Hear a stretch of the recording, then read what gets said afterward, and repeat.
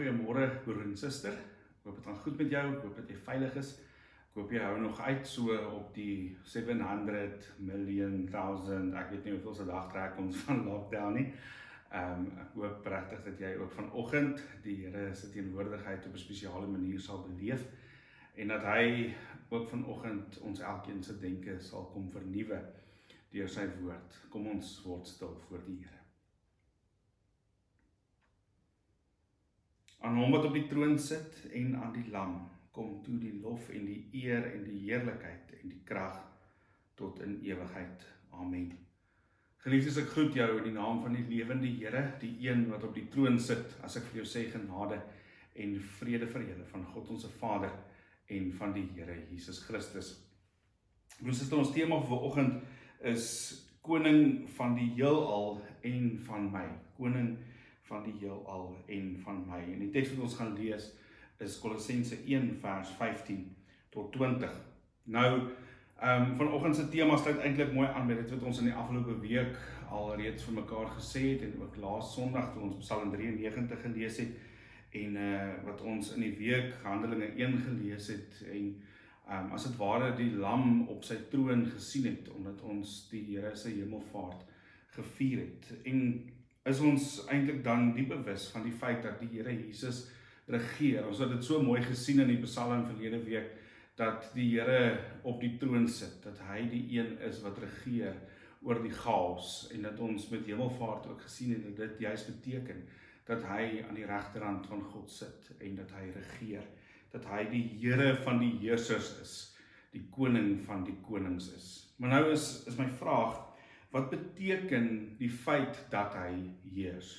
En het ek gewonder of ons ooit regtig geskok sal wees as ons langs die pad afry of in die straat ry en op die lamppale die koerantopskrifte sal sien en een soos die een wat jy daar op die skerm sien, daar lees God se heerskappy groter as wat kerk gedink het.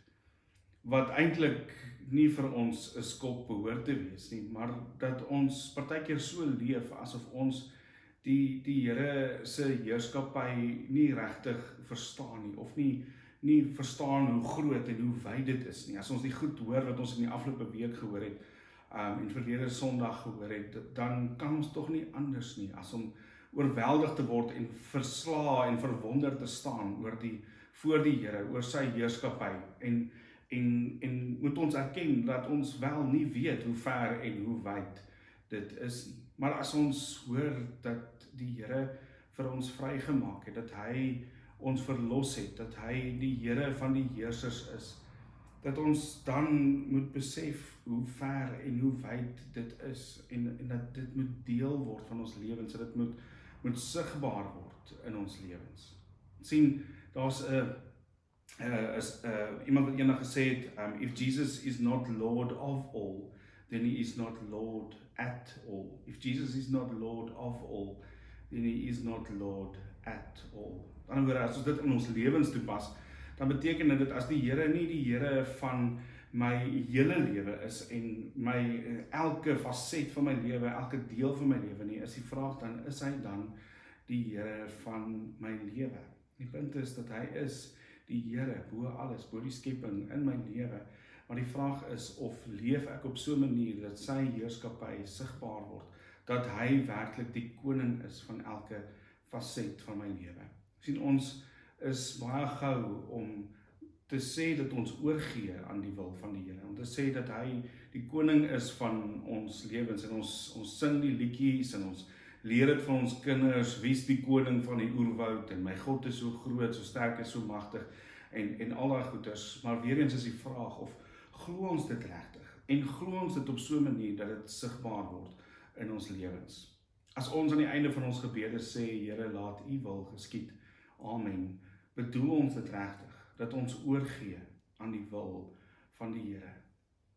Ongelukkig is dit so dat ons baie keer, wanneer dinge nie uitwerk soos wat ons dit wil hê nie, dat ons dan vir die Here vra, maar Here, ek het dan al die regte goed gedoen, ek het nou al die regte goed gesê, ek het al die regte goeders gebid in U naam en so voorts, en toe het dit nie gebeur wat ek wil hê nie. Maar die punt is, ons moet oorgee aan sy wil.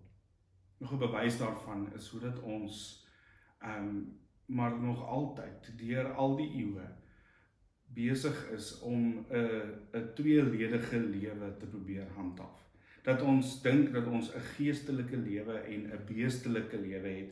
Toe ek 'n laaitjie was en saam met my maale dienswerkkamp gehou het daar in Warmbad by die Oevervaaloord, was daar altyd as deel van die 10 dae kamp was daar 'n groot konsert wat die kamp dan vir die oord aangebied het. En dit was altyd in 2 gedeel. Daar was altyd 'n beestelike deel aan die begin en dan 'n geestelike deel later. En die beestelike deel, dis nou sommer lag en speel en nie so ernstig nie, en grapperig, maar die geestelike deel is dan nou vreeslik ernstig. En ongelukkig is dit so dat ons in ons lewens ook op so 'n manier omgaan met ons verhouding met die Here, met die manier hoe ons lewens inrig.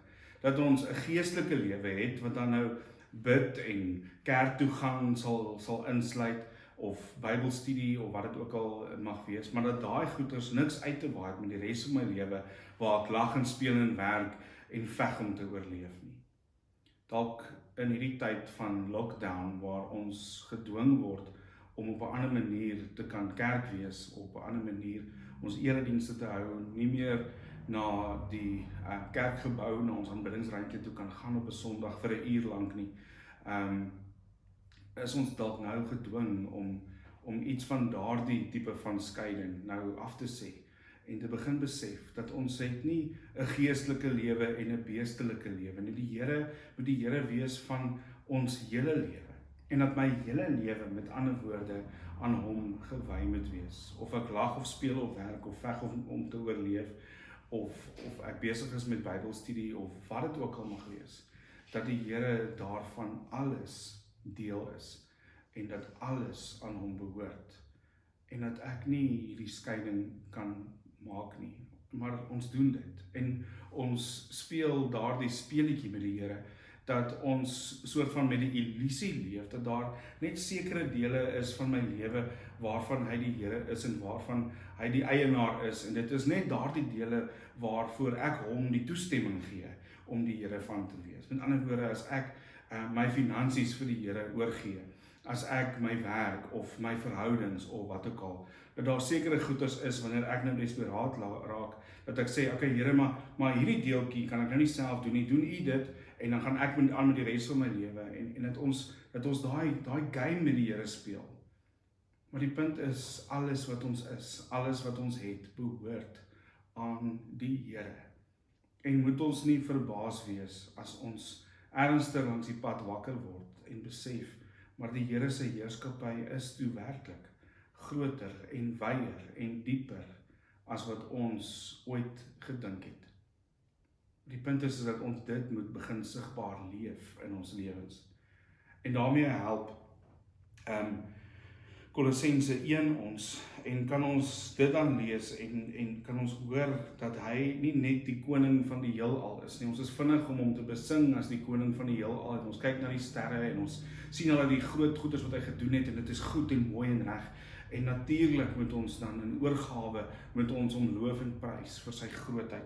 Maar dit beteken ook dat hy die Here van my lewe is hier binne, nie net van my anatomie, my biologie nie, maar van my hele lewe en elke aspek daarvan. So as ons Kolossense 1 dan lees, dan kan ons net so voordat ons daar lees onthou dat Paulus hierdie brief aan die gemeente in Kolosse skryf vanuit die tronk uit, en min of meer ongeveer rondom die jaar 60 na Christus skryf hy vir hulle. Dis 'n stad daar in die omgewing van hedendaagse Turkye gewees, naby aan die stad van Efese, en Paulus skryf hierdie brief waarskynlik vir hulle net voordat die stad verwoes word deur 'n groot aardbewing. En het hy dit geskryf omdat daar allerhande vreemde invloede van ander gelowe en ander idees en ander filosofieë begin het om in die gemeente pos te vat, en mense begin het om snaakse dinge te dink en snaakse dinge aan te hang, en wil hy daardie tipe van gedagtes en snaakse strominge wil hy in die kiem smoor. So kom ons lees dan wat sê Kolossense 1 vers 15 en 20. Ek moet dit ook net by sê, is dat hier het ons te doen dan met 'n loflied wat in daardie tyd in die kerk reeds bestaan het. En waarskynlik hier so 'n bietjie deur Paulus aangepas word, dat hy hier so 'n paar van sy eie idees nou hier bysit om daarop uit te brei en juis om die probleme wat daar in die gemeente is aan te spreek. En is die gedeelte of die lied dan in 2 gelyke strofes gedeel en ons gaan nou sien hoe dat elke een van hierdie strofe ons help om dan iets oor die heerskappy van die Here te kan ontdek. Goed, Kolossense 1 vers 15 tot 20. Die seun is die beeld van God wat self nie gesien kan word nie. Die seun is die eerste verhewe bo die hele skepping. God het deur hom alles geskep wat in die hemel en op die aarde is. Alles wat gesien kan word en alles wat nie gesien kan word nie. Konings, heersers, maghebbers, gesagvoerders, alles is deur hom en vir hom geskep. Voor alles was hy al daar en deur hom bly alles in stand. Hier hoor ons weer, en ek hoop jy hoor dit ook raak, so iets van dit wat ons verlede week in Psalm 93 ook oor die Here gehoor het en ontdek het. Hoor ons dieselfde goeders, dat hy verhewe is, dat hy van altyd af daar is en dat hy altyd sal wees, dat hy regeer en dat hy die skepper is. En dit help ons dan, want hierdie strofe, hierdie eerste strofe van die 2 van die lied, wil juist dit vir ons sê, dat Jesus is die Here van die skepping. Hy is die Here van die skepping. En ons sien al die mooi beelde wat hy gebruik en wat dit net weer vir ons bevestig, dat hy is die een wat God bekend maak. Hy is verhewe bo die hele skepping en dan is hy die skepper daarvan. Met ander woorde, alles wat die mense daar in Kolosse wou aanhang of wou aanbid, of dit nou engele was, of dit heersers was, of konings was, al daai goeders is ondergeskik aan die Here Jesus, want hy is die skepper daarvan, en hy kan met ander woorde nie daaraan gelyk wees, of onder dit wees nie. Al daardie goeders val onder hom in die rangorde, want hy is die maker, hy is die skepper daarvan. Die sigbare dinge en die onsigbare dinge, die konings, die heersers, die maghebbers, die gesagvoerders, alles is nie net deur hom geskep nie, maar ook vir hom geskep. Dit is daar vir sy glorie, vir sy eer, en voor alles was hy al daar, en deur hom bly alles in stand. Hy is met ander woorde verhewe bo die hele skepping, bo alles wat ons kan sien, bo alles wat ons nie kan sien nie, watter mag, of watter koning, of watter ding daar ook al mag wees, die Here is die Here oor dit alles. Maar dan lees ons verder vanaf vers 18, die tweede strofe. Hy is die hoof van die liggaam van die kerk, hy is die oorsprong daarvan, hy is die eerste, die een wat uit die dood opgestaan het, sodat hy die eerste plek in die heelal inneem. God het besluit om met sy volle wese in hom te woon, en om deur hom alles met homself te versoen. Deur die bloed van sy seun aan die kruis het hy die vrede herstel. Deur hom het hy alles op die aarde en in die hemel met homself versoen. En dan lees ons met ander woorde dat die Here Jesus is nie net die Here van die skepping nie, hy is ook die Here van die herskepping. Hy het gekom en aan die kruis kom sterf en daardeur het hy alles kom nuut maak. En dit beteken, broers en susters, dat ons sy onderdane is, dat ons onder sy koningskap ook val, nie net omdat ons sy skepsels is nie, maar ook omdat ons sy nuut skepsels is, omdat hy van ons gemaak het wie ons nou is, en dit is sy kinders. Dat ons die Here so kan leer ken, en dat hy dan kom en die dood oorwin, en dat hy daardeur die Here van die herskepping kan wees. En daarom ook die Here van die kerk is, waarvan ons deel is as sy liggaam.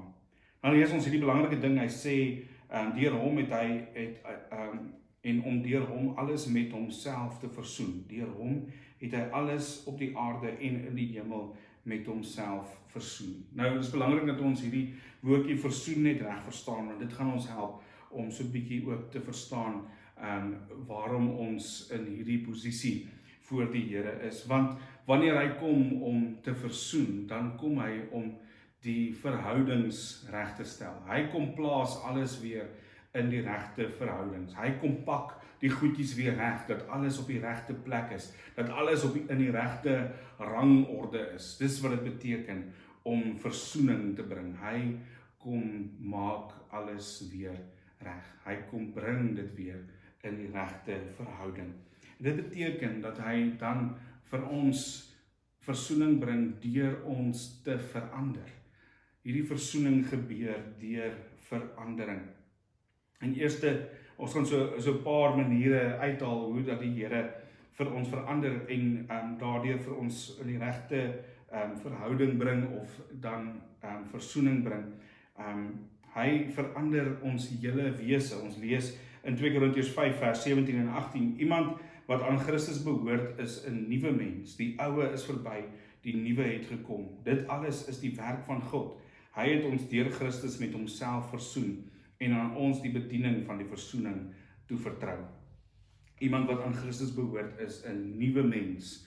Broers, dit is wat hy kom doen. Hy kom maak ons nuut. Hy kom verander ons. Die ou is verby, die nuwe het gekom. En dan in die tweede plek beteken dit dat, met ander woorde, dat ons verbondenheid met hom is dan nou anders, omdat ons nuwe mense is. En dit is omdat ons aan hom behoort. 2 Korintiërs 5 vers 17 sê, iemand wat aan Christus behoort is 'n nuwe mens. Maar ons lees dan ook in Romeine 7 vers 4, dit is ook die geval met julle, my broers, deur julle verbondenheid met die liggaam van Christus, het julle gesterwe en staan julle nie meer onder die wet nie. Julle behoort nou aan iemand anders, aan hom wat uit die dood opgewek is. Daarom moet ons nou 'n vrugbare lewe lei in diens van God. Hy kom verander ons verbondenheid met hom en beteken dit dat ons nou aan hom behoort. Goed, dit kan tog dan nog nie anders nie, dat as ons verbondenheid met hom nuut gemaak is en ons aan hom behoort, dat ons verhouding dan met hom ook moet verander.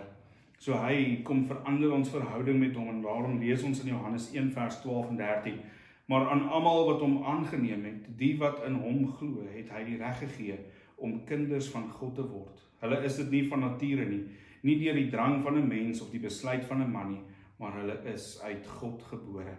Ons kan nou kinders van God word, omdat hy ons verhouding met God kom regstel het. Vierdens verander hy ons status voor hom. En dit is wat die versoening ook dan vir ons beteken. As ons weer in 2 Korintiërs 5 lees, vers 21 hierdie keer, Christus was sonder sonde, maar God het hom in ons plek as sondaar behandel, sodat ons deur ons eenheid met Christus deur God vrygespreek kan wees. Ons het in die beskuldigde bank gesit, skuldig voor die Here gestaan, maar daardie skuld, daardie straf, kom dra die Here Jesus vir ons, en kan ons nou met 'n nuwe status voor die Here verskyn. Nie meer beskuldigde nie, maar vrygespreek. Ons is nou vrygespreek voor die Here. En dit beteken, broer en suster, dat ons bestemming ook verander word. Die Here verander ons bestemming. Romeine 6 vers 23 sê, die loon wat die sonde gee is die dood. Die genadegawe wat God gee is die ewige lewe in Christus Jesus ons Here. Daar's so 'n video ek gaan die link maar net saam met ons preekvideo vir jou aanstuur of dit onder aan hierdie video sit want YouTube is nogal erg met kopiereg en allerlei sulke goeters. Dit maak die lewe nogal ingewikkeld as mense hierdie tipe van goedjies moet doen, maar daar's so 'n video en dalk het jy dit al gesien, dit is op 'n stadion vreeslik is dit rondgestuur van 'n vrou wat so op die grasperk lê en dan wys dit haar gesig en dan zoom dit so uit en dan hou dit net aan uitzoom en uitzoom en uitzoom tot by die ek wil amper sê by die einde van die heelal en dan kom dit weer van daar af terug so verby al die sterre en planete tot by haar en dan gaan dit so in haar oog in en dan gaan dit so al dieper tot in die bloedvaatjies, tot by die selletjies, tot by die nucleus en dan weer uit tot by haar glimlag. En iets van daai video spreek my aan wanneer ek hierdie teks hoor. Omdat wanneer ons hoor dat die Here van die heelal is, die Here van alles wat gesien kan word en nie gesien kan word nie, dan besef ek dat hy is ook, met ander woorde, die Here van my hele lewe, en dat ons so sal lewe. Broer, suster, mag dit die waarheid wees vir elkeen van ons, dat ons in die koninkryk van, of in die land van Cornell, of in die land van Weskerk, of in die land van Alice Ras besef dat daar is 'n koning, en dat ons in daardie land, in ons elkeen van ons lewens sal besef dat ons onder sy heerskappy, onder sy koningskap moet lewe. Dit beteken dat ons met sy toestemming, met sy goedkeuring, binne sy beskerming sal lewe, soos wat ons met Psalm 23 vir mekaar gesê het, dat ons 'n minuut van nou af vertrou ons die herder, 5 minute van nou af vertrou ons die herder, 'n jaar van nou af vertrou ons die herder, dat ons, wanneer ons lewe ook dit sal sê, dat ons sal sê, 'n minuut van nou af leef ek onder die heerskappy van die koning, en vra ek hom toestemming om te doen wat ek wil doen. Doen ek wat ek doen tot sy eer, 5 minute van nou af dieselfde, waar ek ook al myself bevind, waarmee ek ook al besig is op daardie punt, dat ek sal besef dat Jesus koning is. Wat as ons as kerk van die Here, wat as ons as gemeente, as sy kinders, begin om so te lewe, dat sy koningskap in ons lewens sigbaar word? Wat as ons so begin lewe, om dit anders te stel, dat sy koningskap getuig, dat sy koningskap hoorbaar, sigbaar, voelbaar word in die dinge wat ons doen? Dat ons op so 'n manier lewe, op so 'n manier besluite neem, op so 'n manier werk, op so 'n manier wat ons ook al doen, leef, dat dit sigbaar word wie die koning is van ons lewens. Want baie keer leef ons op so 'n manier dat dit sigbaar word dat ek is die koning van my lewe, of geld is die koning van my lewe, of gesondheid, of wat dit ook al mag wees, dat ons so begin leef, dat dit sigbaar word dat Jesus die koning is van my lewe, en dat ek by koning Jesus se voete, by sy troon kom neerval, en dat ek vir hom kom dankie sê vir die vryheid waarbinne in ek kan lewe, omdat hy versoening gebring het, totale versoening gebring het, totale verlossing gebring het, en dat ek juis daarom met sy toestemming, met sy goedkeuring, met sy blessing, tot sy eer wil lewe in alles wat ek doen. Mag ons so leef, dat die koning van die heelal, wat so groot is, dat hy die hemel en die aarde gemaak het, dat hy so groot is, dat hy die kleinste selletjie gemaak het, mag ons so lewe, dat dit ook sigbaar word, dat hy die koning is van my lewe. Kom ons bid saam.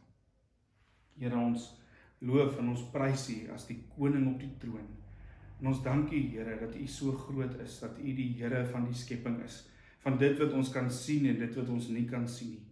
Here, maar dat U ook so groot is, dat U vir ons aan die kruis gesterf het, en dat U ook die Here van die herskepping is, dat U alles kom nuut maak het, dat U versoening gebring het, en alles weer in die regte verhouding kom plaas het.